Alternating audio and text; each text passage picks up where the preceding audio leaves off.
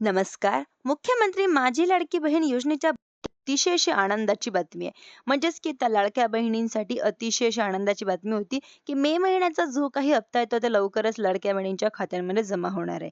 या संदर्भातील जी-आर सुद्धा आलेला आहे. जी-आर नक्की काय आहे? आपण थोडक्यात जाणून घेणार आहोत, की लाडक्या बहिणी आपण बघणार आहोत, की जी-आरमध्ये काय-काय लिहिलेलं आहे.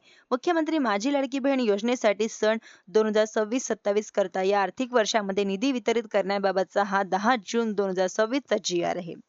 जी-आरमध्ये काय-काय महत्त्वपूर्ण माहिती दिली ते समजून घेणार आहोत, की वित्त विभागाच्या संदर्भातील 94,000 म्हणजेच की नाही सॉरी 9/4/2026 रोजी परिपत्रकाने सन 2026-27 या आर्थिक वर्षाकरिता निधी वितरणाची जी काही कार्यप्रणाली होती, ती आता ठरवून दिलेली आहे.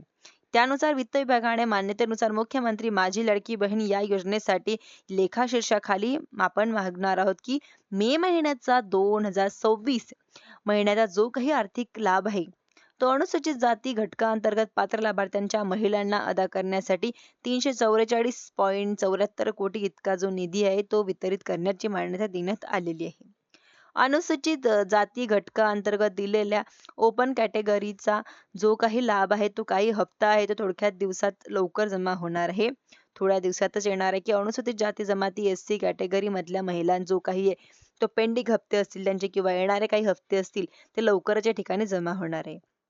ओपन कॅटेगरीमधल्या महिला असतील त्यांना थोड्याच दिवसामध्ये हप्ता जमा होणार आहे.